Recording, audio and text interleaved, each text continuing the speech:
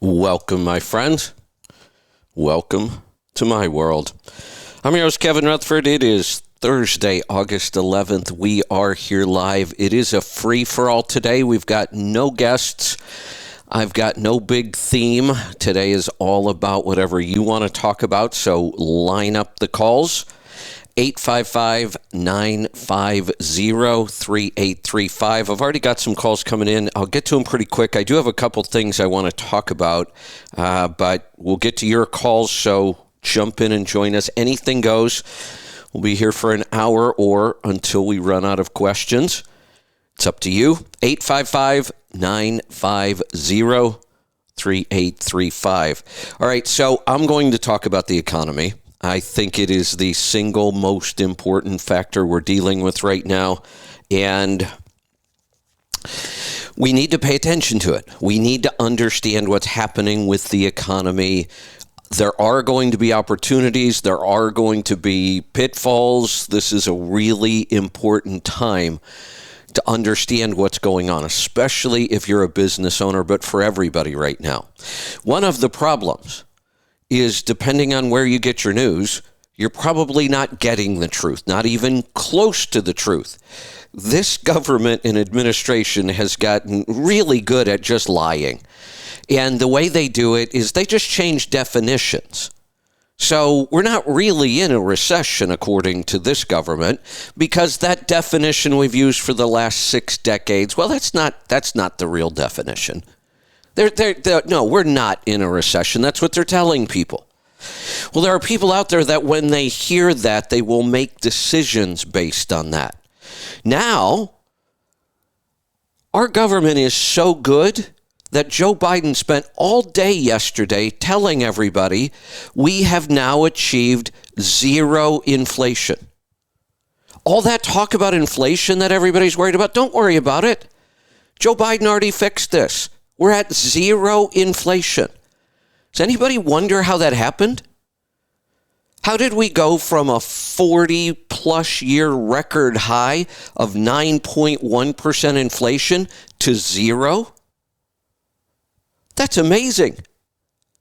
Just go out and spend. Don't worry, there's no recession coming. There is no inflation. We've got it back down to zero. Don't worry about it. Except I'm a little confused, because on the same day that he's telling us there's zero inflation, his plan is working so well, we're already at zero inflation. Stop worrying. Except the next sentence I hear, we have to pass the Inflation Reduction Act, which they're doing. Done. How does that make any sense? Why do we need to spend hundreds of billions more dollars if your plan has already worked? Why do we need 80,000 more IRS agents? Why do we need to spend billions more dollars? It's already worked. You told us yesterday we're at zero inflation. Hell, you can't beat that. Except it's a lie. It's a total lie. Let's just redefine how we've talked about inflation forever, and we can say it's zero. This must be Common Core math. 8.5% now is really zero. And here's how they did it, in case nobody's explained this to you, how he can say that. Because what he's talking about, they never say this. If he even would finish the sentence with inflation is at 0% month over month. Okay, we never look at inflation month over month, but if you say that, at least you're not lying anymore. That we never use that measure of inflation, by the way. But if he would have said it, at least it's not a lie. If you look, we were at 9.1% interest last year. I'm sorry, last month, not interest. Holy cow. I'm all screwed up here. Let me start that sentence over. We were at 9.1% inflation last month. This month, the inflation rate this month is 8.5% because we always measure inflation year over year. So we compare this July to last July, this June to last June. That's how we do it. We always have. So when you say inflation is at 0%, the assumption is year over year. That's a lie. 8.5% inflation year over year, which is what it is still like a 40-year record. It's unbelievable, the information coming out of this administration, how dangerous it is, and the media just keeps repeating it. You have to know where to get your news. You can't listen to what you hear on social media and the news. It's just wrong. This economy is in trouble. And to pass the spending bill makes it even worse, and then they just lie about it. Nobody will be prepared when this happens because they keep getting told, oh, no, don't worry about it. There's no inflation. There's no recession. Everything's fine. It's not. Calls are coming in. I do have a bunch of other topics, but you know what? I'll put them off. We'll get to the calls because today is all about you. If we get through the calls, I'll go back to my topics. We might jump back and forth today. Let's go to Alberta. Ben, welcome to the program. Good morning, Kevin. How are you doing? Good. What's on your mind today? So, me and my wife are working with a functional medicine doctor to get her off her antidepressants. Good. She's on it's called an SSRI. Yes. There's a whole bunch of them, but they all work about the same. Yeah. And she's on a 100 mg right now. And the reason we do not trust the medical doctors, they wanted to switch her to a different one. Yeah, right. Because it works. Yeah. And then I think it was 8 or 10 months ago, we finally decided she started changing her diet. And the only issue she's having right now is mental fatigue, I think. Yeah. And in the mornings, she has mental fatigue here and there, on and off. But she really notices when she eats lots of fats, she feels much better. Good. But that's the only issue right now. She's not quite confident to start weaning off it. And her functional medicine doctor suggested testing her homocysteine. Have you ever heard of that? Yeah. Yeah, it's not a bad idea. Can you give me a better... I was just wondering if you could kind of explain what that is, that homocysteine, what it does. Yeah, it's an amino acid is what homocysteine is. So amino acids are the building blocks for proteins. So we have essential amino acids, meaning we have to, anytime you see the word essential in nutrition, it's a very specific word. And what it means is that is a nutrient our body cannot make on its own. We have to have that specific nutrient in our diet. There are other nutrients that our body can make. So we talk about essential fatty acids. There are specific fats that your body can't make. You have to consume those specific fats in your diet. We have essential amino acids. Some amino acids our body can make. It takes other parts and other nutrients and it makes an amino acid. Some of the amino acids, I think there's 23 total. And then people argue about whether there's 9 or 11 essential. It goes back and forth sometimes. So homocysteine is a building block of protein.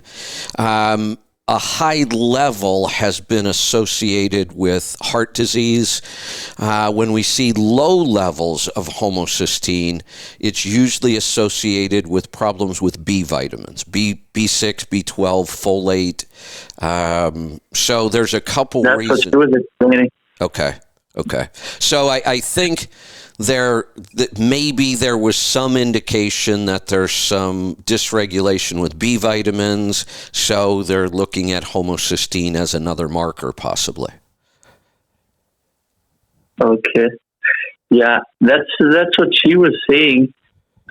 She put two and two together, and she told my wife that she thinks she's a low producer because when my wife just can't sit, she needs to do something, and when she started something, she wants to get it done, and she thinks that's a sign of her homocysteine. She's a low producer, and she needs some kind of B vitamins. And does that homocysteine test that she's going to do test for the specific B vitamins, or? No, it's not. What will that tell us? They're not testing homocysteine and B vitamins. Those are two totally different things. I'm assuming, because I don't have all the information in front of me, I'm assuming that the doctor saw low B vitamin levels, and now she's trying to find out why they're low. B vitamins are not hard to get in our diet. B vitamins are usually pretty easy to get. They're easy to supplement, but some people, you can eat as much as you want, you can supplement as much as you want, you still have low levels. Then we look to other markers like homocysteine to see if that's why. Okay. So if she shows elevated homocysteine, like her B12, that could be the reason why she's got low B vitamin levels. So then you work at getting the homocysteine levels down. Yeah, because her B12 is plenty high. Yeah, because she tested it. Yeah, B12 is the one I've talked about where I ended up like thousands of % over what I should have been taking in every day. I mean, you can get in. Yeah, and that's the reason kind of I called, because she's thinking the same thing. That's why she feels a little anxious sometimes when she gets mental fatigue. Could that be too much B12? Yes. Yeah, and what happens, the mechanism is when your B12 levels get too high, it starts affecting your lithium levels, and lithium has a huge impact on our mental health and our moods. So if somebody is starting to get anxious and they're not normally, that's not them. They're not anxious people, but all of a sudden they have some anxiety. And a lot of times we'll look, and if B12 is elevated, that can be why. Yeah. Yeah. So, I guess our next visit is going to be testing the homocysteine. I had another question. So I'm doing the cold showers and the Wim Hof breathing. Definitely feeling a little better on the stress side of things. And I was just wondering, when you had, when you were sensitive to light, my eyes are very sensitive to light. Will that get any better with time, or? It will get better with time if we're addressing the underlying reason, yes. Okay. I'm still pretty sensitive to light. Yeah. That's the only. If at some point, and I'm going to say somewhere between 30 and 60 days, if you've been eating a good, clean, paleo-based diet for at least 30 to 60 days, maybe even 90, that's when it might be time to start addressing things that didn't resolve. I mean, you experienced it. Everybody does. When you switch your diet, lots of things get better. It happens every time.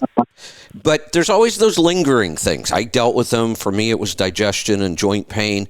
There's always some lingering things going on with people. And that's when, if you've been doing the diet long enough and strict enough and they're still there, then let's go back and address them. But really, what we need to address things like this is a NutriQ and a discovery call to get started on it. Yeah. I did a couple of NutriQs, and maybe I just need to do another one. Yeah, and a discovery call. I haven't done that yet. It's interesting. I love when I go in to work with somebody and they have 2 or 3 or 4 NutriQs over time. That's even better. Then I can see patterns. I can see, oh, look, we improved this before, but look, something came back. Let's go figure out why. So multiple NutriQs, actually, it's like multiple oil samples. You know, when somebody calls me with one oil sample, a lot of times you'll hear me say, well, you know, it's telling us something, but I can't see patterns yet with just one. A NutriQ is the same way. We'll work with somebody with one NutriQ. We can. But if I have two, it's even better. If I have three or four, now I can see all kinds of patterns in there. Yeah, I done two, so maybe I need to do another one in the call, I guess.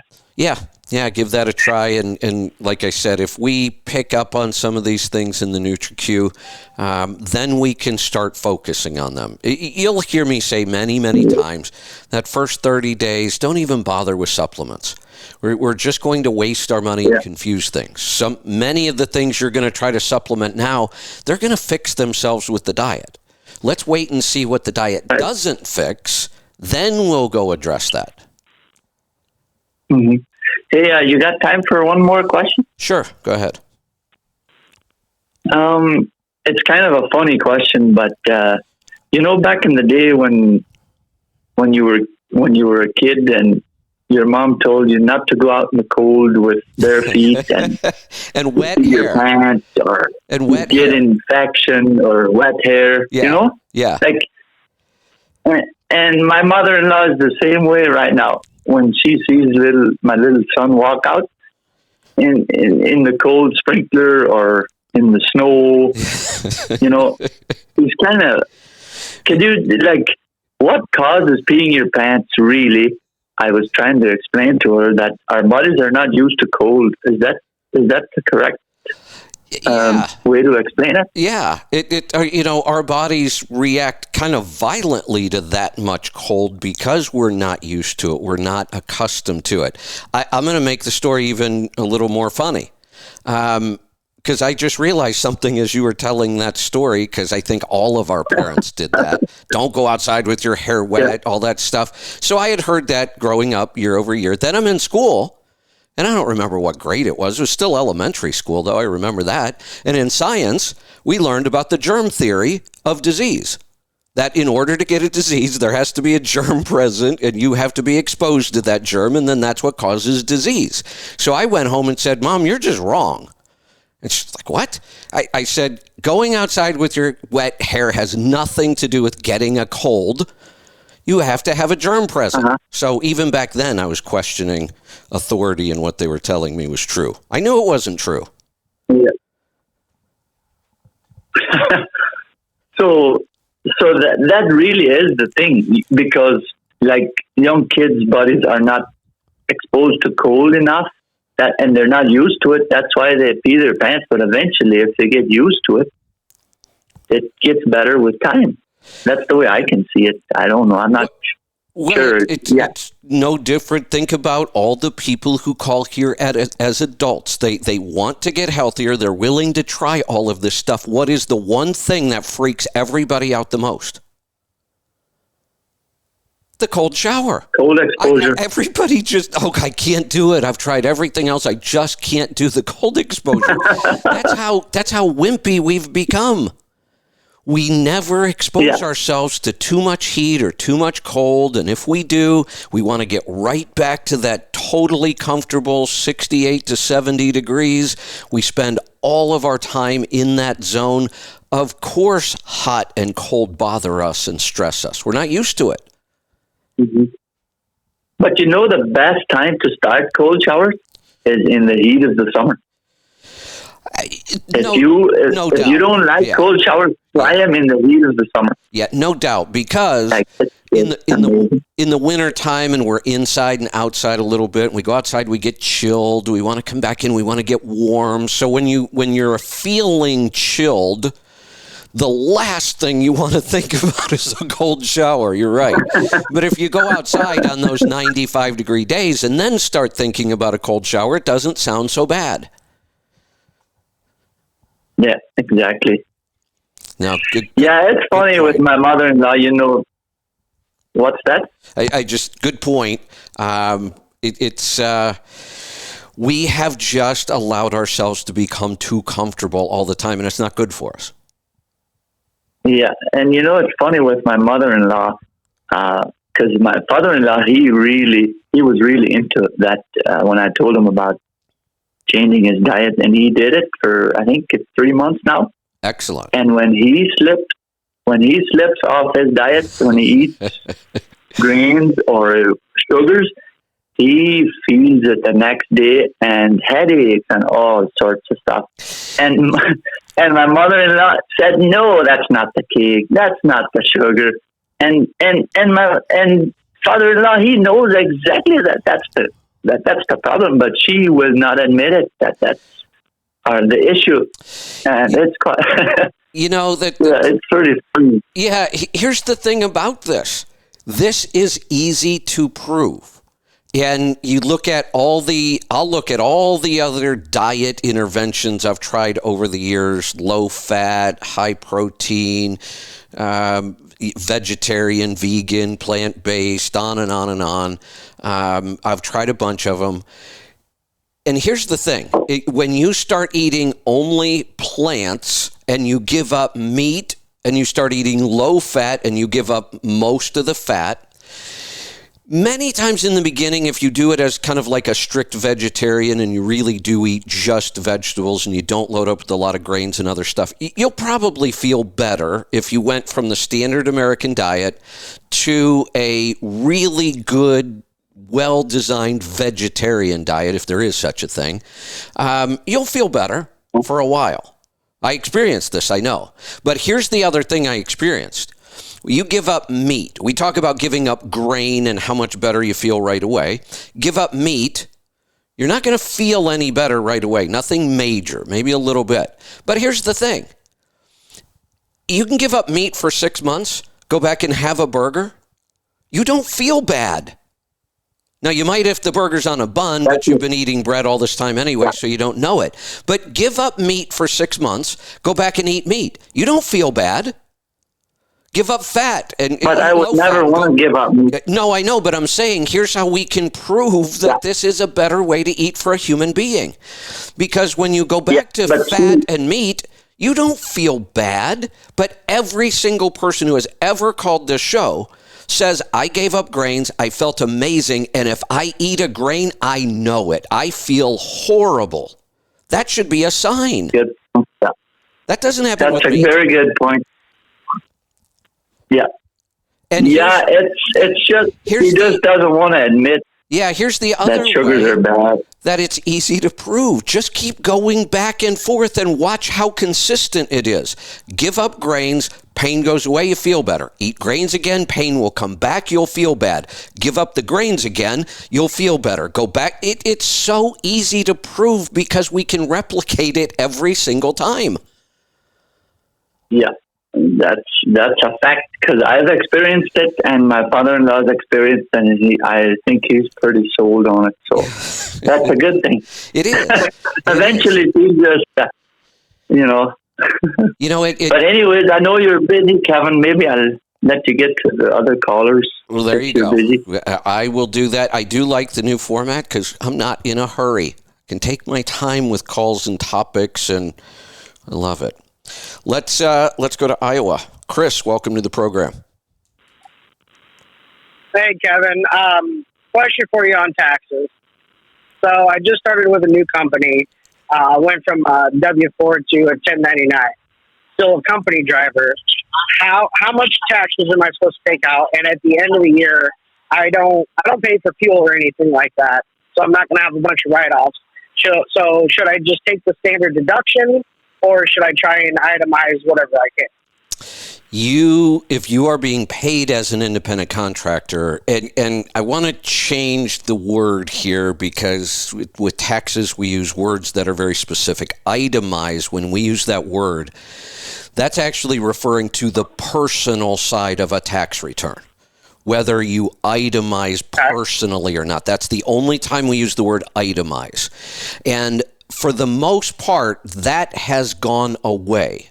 People who are employees, many never itemize anymore because they took away most of the itemized deductions and they gave us a larger standard deduction. And that was Trump's tax change back in 2016. One of the better tax changes I've seen in a long time because it simplifies taxes for most people. Most people today, honestly, should not need to go to anybody to get their tax return done. Most people today should be able to fire up TurboTax or 10 other free tax programs on the internet and do their own tax return. They're that simple now. That was a really good change. So I just want to clarify, we're not going to use the word itemize because that refers to the personal side. You are now, because you're being paid on a 1099 and no taxes are withheld, you're being paid as an independent contractor, you now file a tax return like a business does. You take all of your business-related deductions, but we don't call it itemizing. I just want to keep that clear. So, yes, you want to keep track of any business-related deductions that you're allowed to take, and you want to take them because you are paying all of your tax under this scenario. It used to be that your employer paid half of your Social Security and Medicare. Now you have to pay it all. So we need to get every tax break we can to get that number down.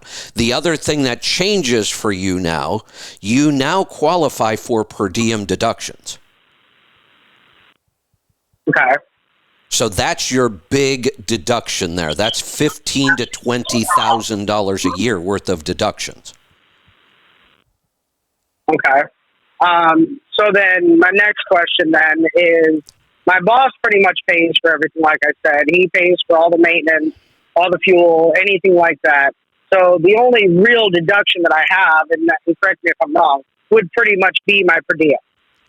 Yeah, but think about any other supplies that we can claim are for business. Think about driving to the bank to deposit a check, or all of those things are business related. So mileage on your personal vehicle, any kind of supplies you buy, any money you spend that we can claim you're spending to do your job is now deductible.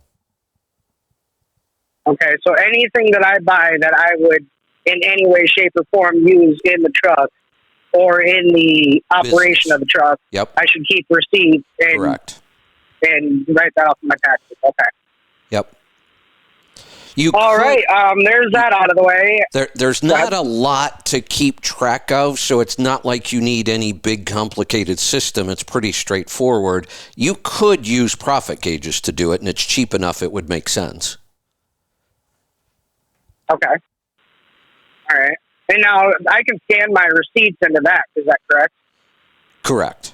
Yeah, you're going to enter your receipts. Now, how you handle the paper is completely up to you. The IRS doesn't require paper anymore. We're allowed to use electronic documents. Okay. All right. That's awesome. That'd make it a lot easier. So then the last caller was talking about grains and everything. I've heard you talk a lot about it. And if I remember right, you said, was it white rice that was better than brown rice? Yes. And the reason why, when we avoid grains primarily because of the proteins and amino acids and lectins, and there's a lot of stuff in grains that are just not good for human beings. So that's really kind of what we're trying to avoid with the grains. The reason white rice is okay is because when we strip the outer hull and kernel off the rice, that's where all the proteins and amino acids and things we're trying to avoid, it's all in that outer coating of rice that makes it brown rice. When we strip all that off, all that's really left is starch. White rice is basically just starch. Okay. It doesn't have any offensive proteins. So we don't have to worry about any negative health consequences of white rice other than it's starch, so it's high in carbs. So you just have to watch your overall carb intake when it comes to white rice. But for me, I eat so low carb most of the time. I'm eating mostly carnivore that I will usually, probably I average about once a week. I'll eat white rice, and I'm doing it on purpose. I want the starch. It's good for your gut microbiome. I'm low carb enough that, I can eat a half a cup or a cup of rice in a day, and it just doesn't bother me at all because I'm still low carb. I mean, I can eat rice and still be incredibly low carb because I'm not getting any carbs anywhere else for the most part. So white rice it's actually recommended. We should eat a little bit of white rice every week, unless we're still trying to lose weight or get our blood sugar under control. In that case, you should just skip white rice. We don't want those extra carbs. Okay.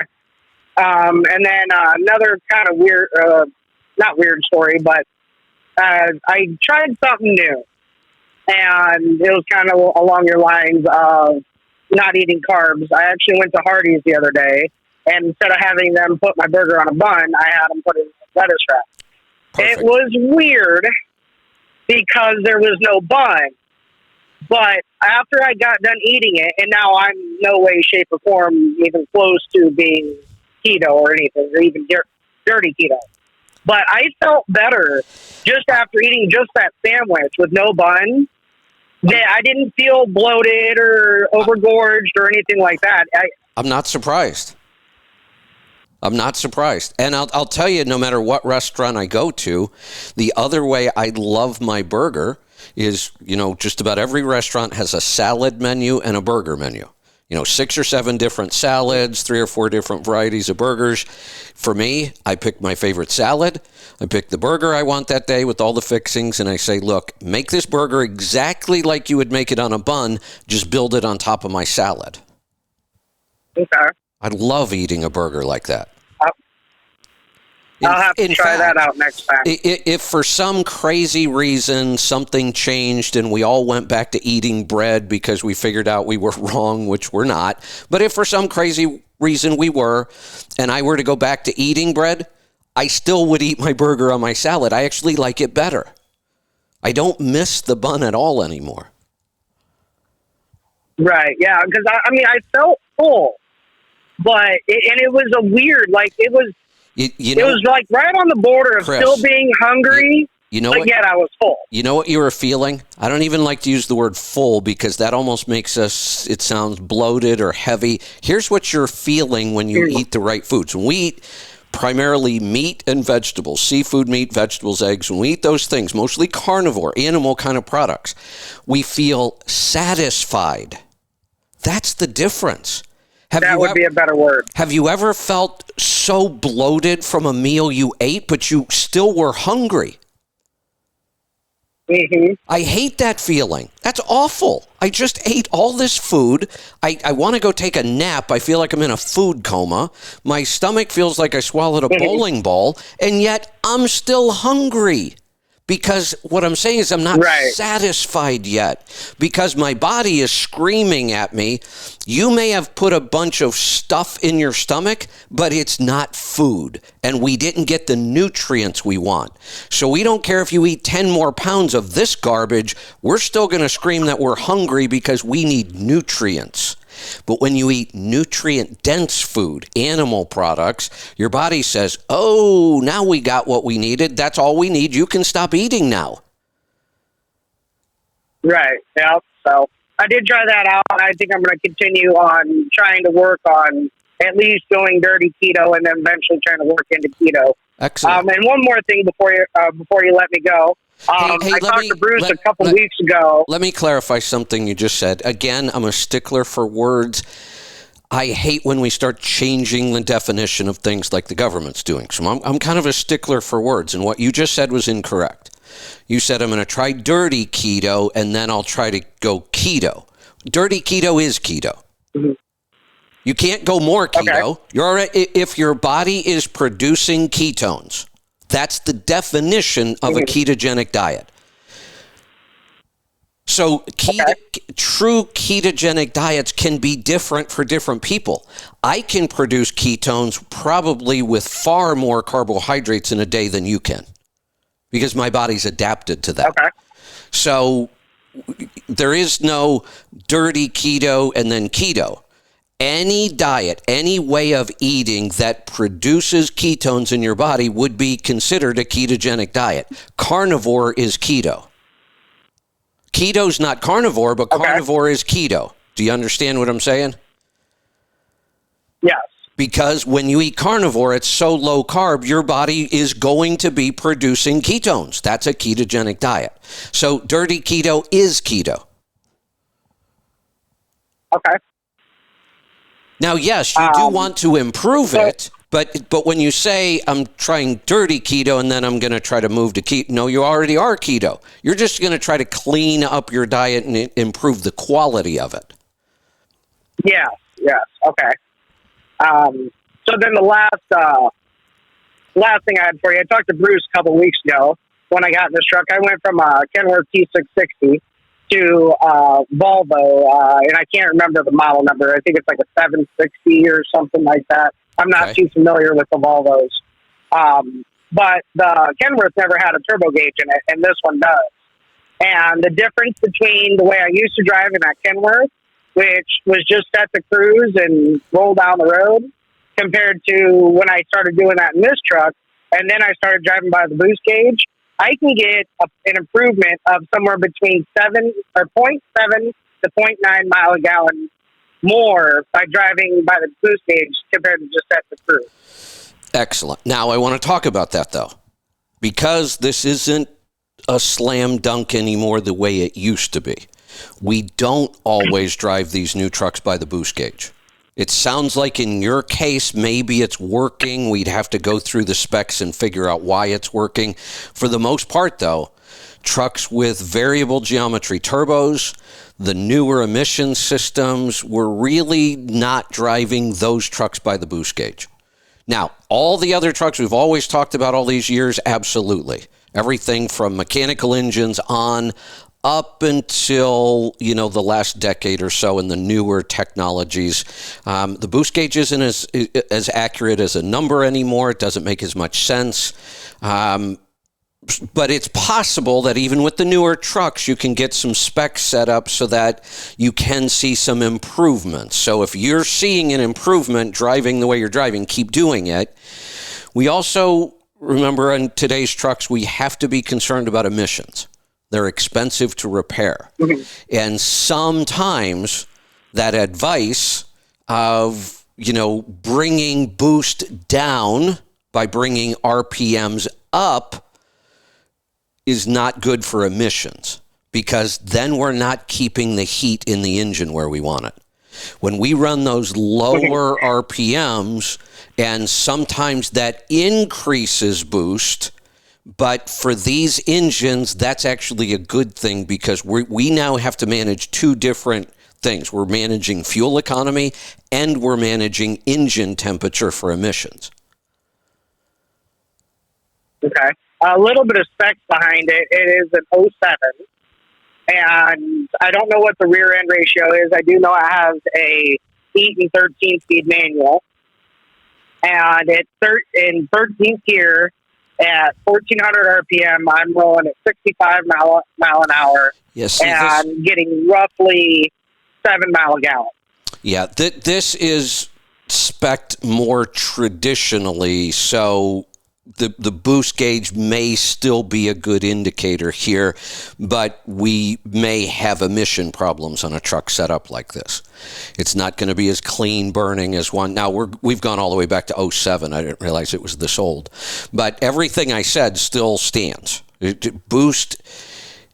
There was a time when we could just have that boost conversation, and there was really no exceptions to it for the most part, but that's not true anymore. And this is a big part of trucking now. We are now dealing with a wide range of trucks where we can't make blanket statements anymore. We can't even use the same oils in our trucks anymore. We have two different oil classifications. We have two different ways we talk about driving these trucks. So, there's kind of the pre-emission, I'm talking about that late 90s, early 2000s stuff that we still like. Those are the engines we use to build gliders. There's still lots of those around, and all the things we talk about apply to those. But when we start now talking about these new modern engines, and we're talking about the architecture and why we can downspeed them, and then that whole boost discussion changes. Mm-hmm. All right. Thanks for the call. We're going to grab another one here. We are Oh, we've got about 20 minutes left till the top of the hour. I still have some topics I didn't get to today that I might jump back into. But if you want to jump in right now, there's still plenty of time. We will be doing Rolling Toe today at 1 o'clock Eastern. So that must be 10. So I still have plenty of time. If you want to jump in, I'll hang out as long as you've got questions. 855-950-3835. We're going to head off to Oklahoma. Jim, welcome to the program. Hey, I wanted to know, like in the wintertime, instead of taking cold showers, like getting in and out of the truck and you're doing stuff around the truck, would that work for cold exposure too? No. As opposed to taking a cold shower? No, not unless you do it naked. And here's kind of the thing. I'll try to avoid that. Yeah. Here's kind of the thing on cold exposure. If you're not getting a pretty strong reaction to the cold, then it's not doing you any good. So, for example, you should be shivering. Shivering is actually a biological function that we're trying to get to. When you are shivering, we're activating something called brown fat, and it's biologically active, and it's healthy for us to do that. If you're not getting that extreme, shock feeling from the cold, where you kind of, have a hard time catching your breath, when we can feel those things, that's when we're getting the benefits of the cold exposure.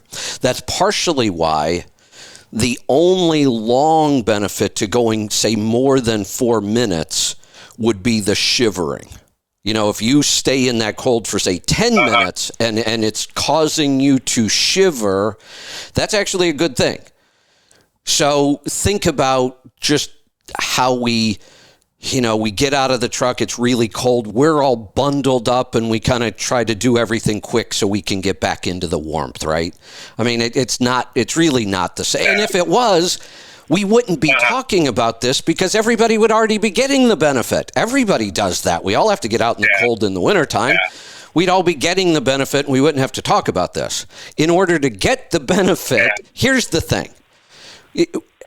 As human beings, we all do this. If we know we have to get out in the cold, we bundle up, right? I'm usually in shirt sleeves and that's fine. I don't even ever put a coat on. I do that too. I don't even own a coat. I mean, I don't own a coat. I hate them.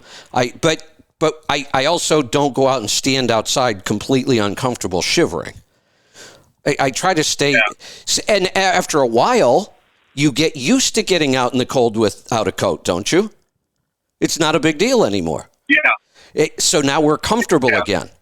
So it's when we talk about the heat, the cold, even the resistance training, what we really have to do is make ourselves uncomfortable. That's what all of this is. We're pushing our body to places where it is uncomfortable. And there's a benefit to that. And in our society today, we do the opposite. We do everything we can to be comfortable all the time. Okay. I just wondered how much, but we've got to get into pushing ourselves past our comfort zone. Yep, that's the whole point. That is the whole point of all of this stress reduction stuff, is we have to push ourselves. Really, we can take a lesson from Dr. Jaquish and why we can actually build a lot of muscle and strength in just 10 minutes a day.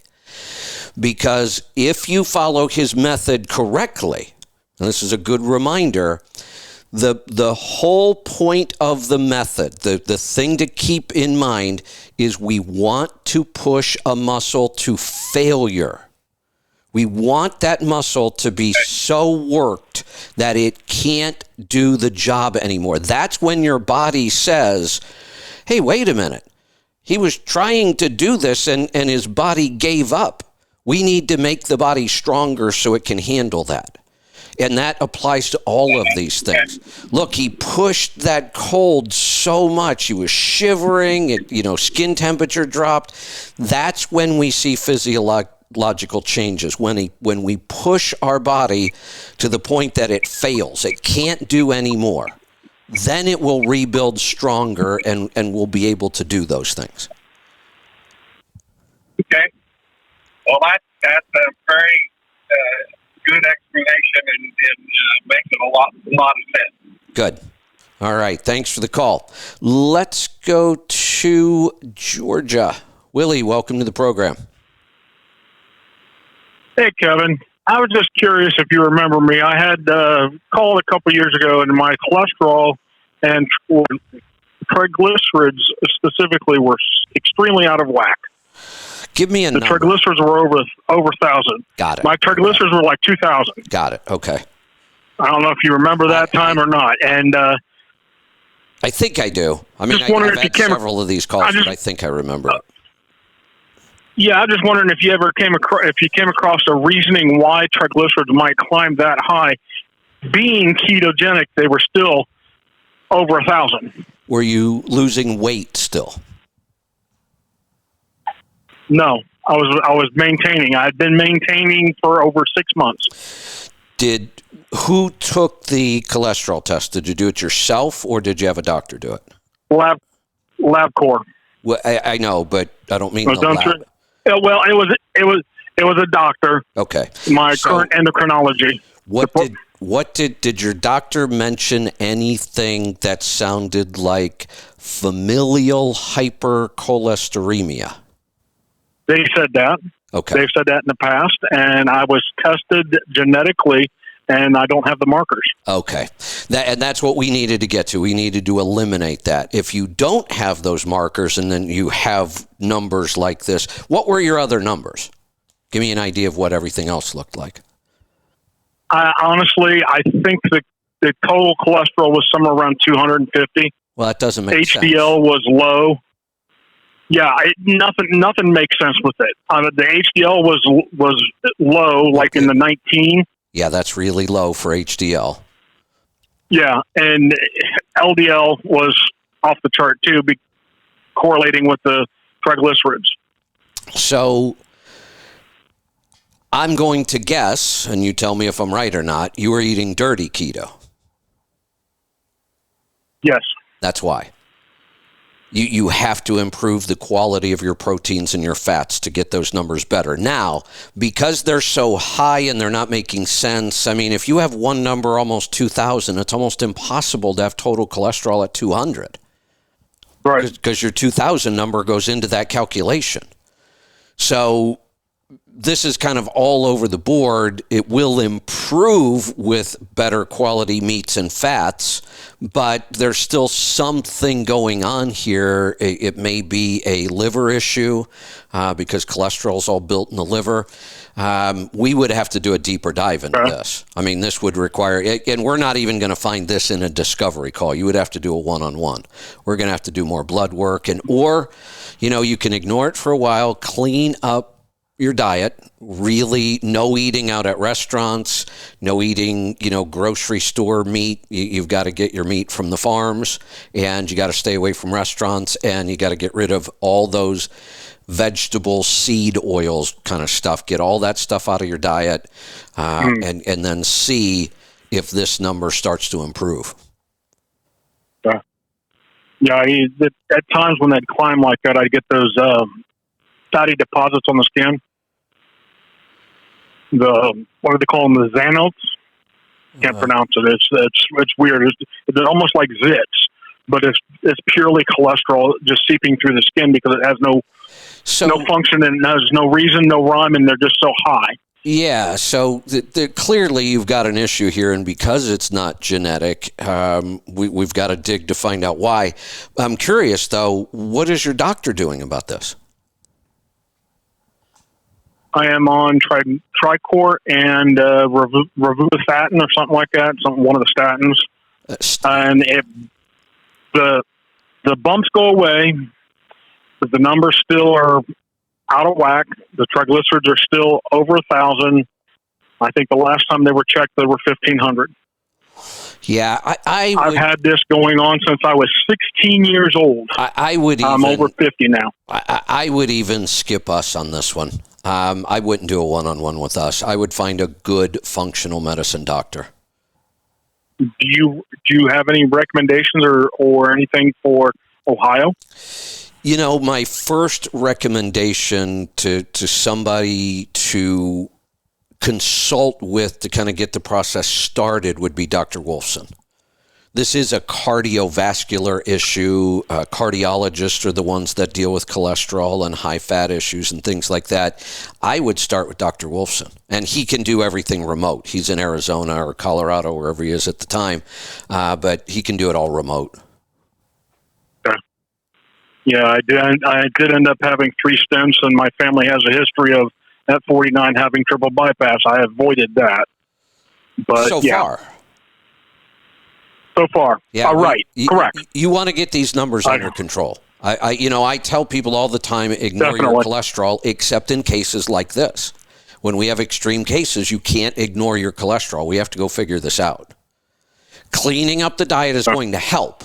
That will help. It will bring HDL up. It should bring LDL down. I don't know what's causing the high triglycerides, so diet may or may not address that number, but we need to start digging, and clearly what your doctor is doing is not helping.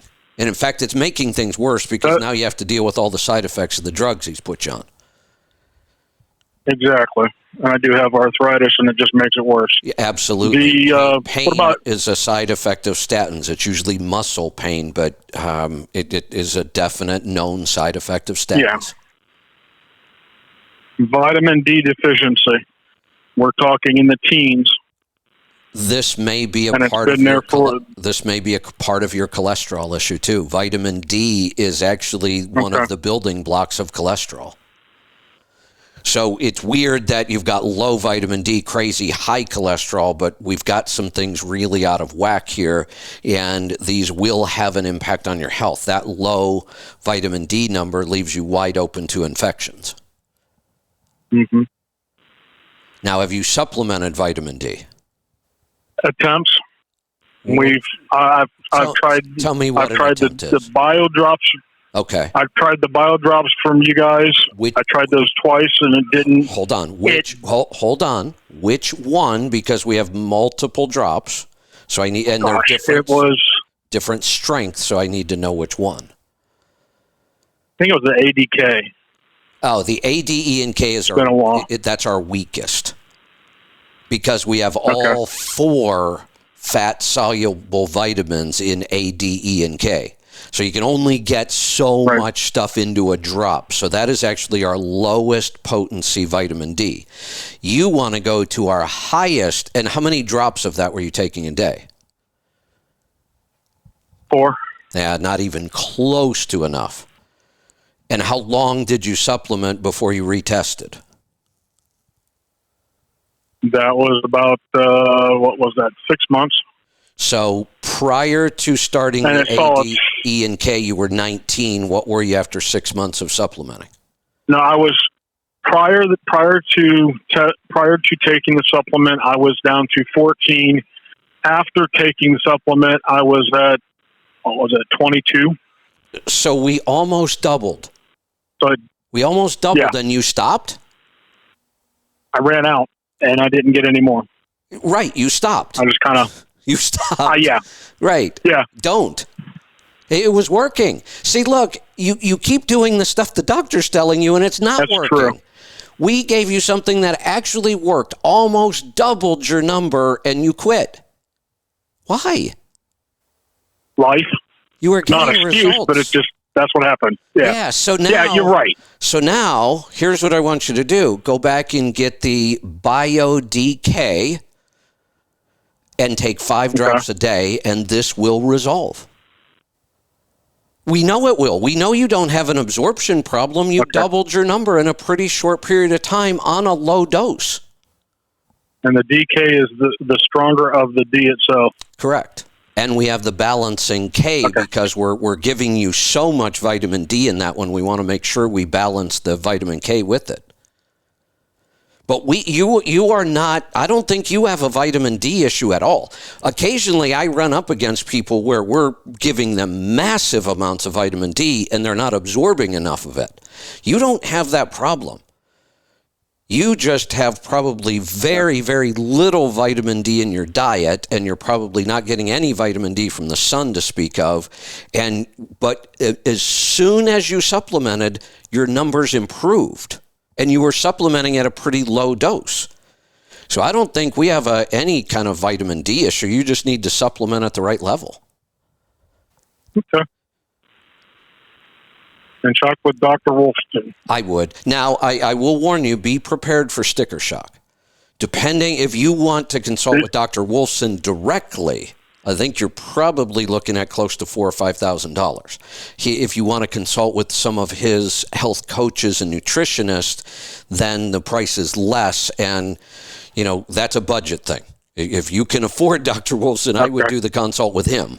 If budget is an issue, his health coaches are excellent too, and you're going to get the same advice. I mean, they're all in the same office. They all do the same things. So, yeah, but even then, I tell people, be prepared for sticker shock. This isn't like, going to the doctor with insurance and paying a $20 copay. You got to pay for this stuff out of your pocket. Right.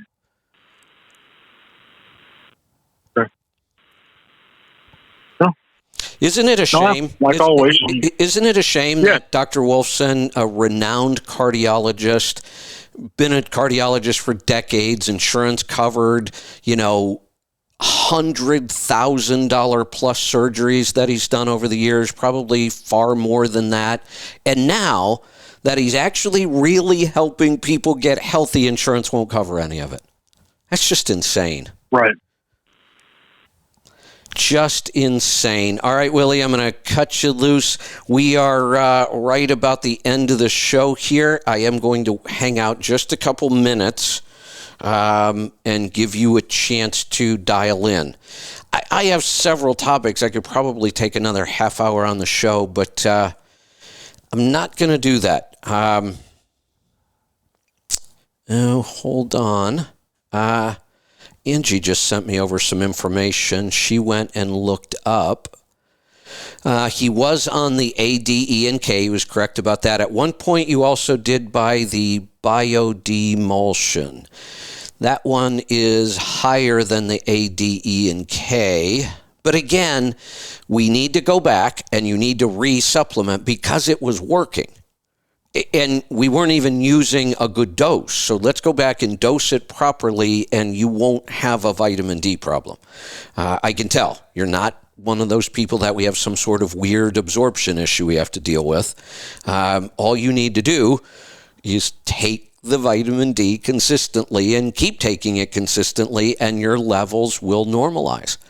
I'm still a big believer in doing a vitamin D test every quarter. Just go to Everlywell. They're cheap. Put it on a quarterly subscription, and every quarter a test shows up. You do it. You know what? Speaking of which, I haven't done one in a while, and I don't have any around here. Usually I have a couple extras because sometimes I forget to send them back, but I don't have any, and I haven't done any in a while. I need to go check on my subscription.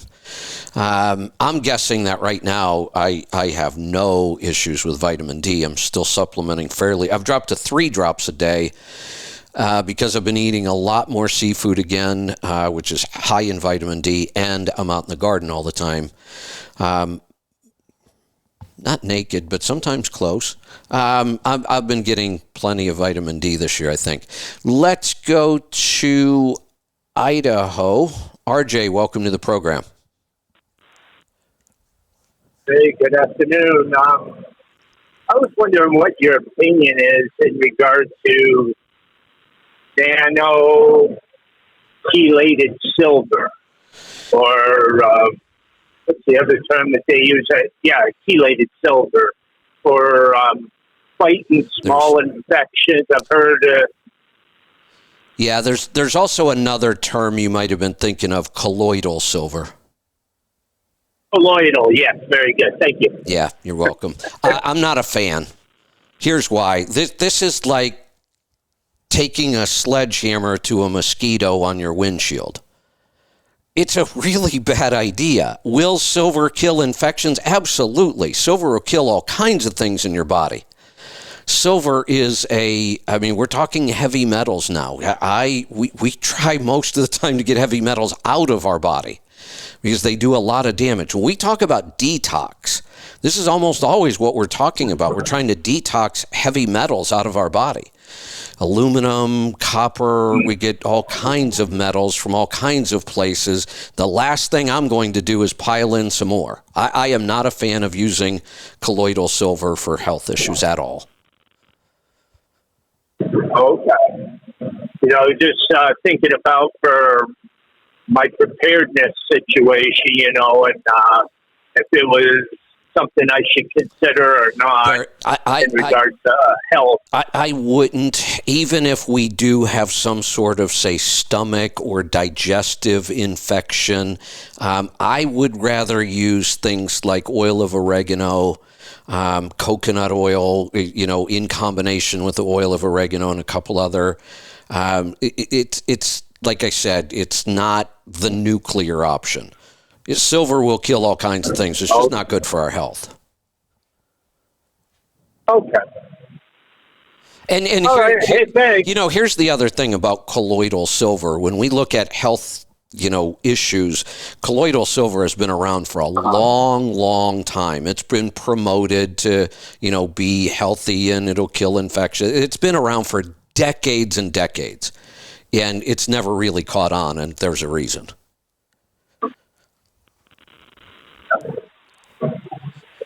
All right. I guess I haven't heard much about it. Was introduced to it a couple of days ago, and so I thought, well, see what Kevin knows about it. Yeah, it's kind of one of those fringe things. There are people out there who believe in it. When they believe in it, they're almost fanatics about it. But call 10 of the top health practitioners, functional medicine doctors, people like Chris Kresser and Dr. Wolfson and others, and nobody uses this. All right, well, thanks for letting me know. You're welcome. Thanks for the call. All right, that unless we get a call coming in the next minute or so, we're probably going to wrap this up. We are just about an hour away from Rolling Toe. Rolling Toe will be live today with Mike and Kevin Beckett at 1 o'clock Eastern Time. That's 10 o'clock here on the West Coast. I will be back tomorrow with trucking technology and efficiency. And let me double check. I believe that both John and Joel are in for tomorrow. Yes, Angie just verified that for me. That's exciting. We haven't had John for a couple weeks. So looking forward to tomorrow's show. I don't remember if I have a topic yet or not. Sometimes I do my show topics in advance. I'll have to go look at my notes. I'm not remembering anything. So we'll see. Fridays are always fun. I always look forward to them. It'll be good to have John back with us tomorrow. So we will see you then. Don't forget, 1 hour from now, Rolling Toe, Mike and Kevin Beckett. Help us out here. Calls are always important. Our show is all about calls. We do not do the typical podcast where it's a guest and we've got a bunch of notes in front of us and we're prepared to talk for an hour. And that's the typical podcast. We are still more like a talk radio show, except we're not on the air. Calls help. And, Mike and Kevin can answer a lot of questions about a lot of stuff. Help them out. Get the calls in nice and early today. So line up those calls here in just about an hour. Anything tire and handling related. Actually, maybe we should. I know they're not listening now. They don't listen to my show. So don't anybody tell them I said this. But I think it would be really funny if they got like 20 vibration calls today. Just make something up. See if they catch on. I want every call today to be about vibration. See if they catch on. And don't tell them I said this. All right. We will see you. I will see you back here tomorrow. Be safe. Be profitable. Be fit and healthy. Always. do the hard work, and master the journey.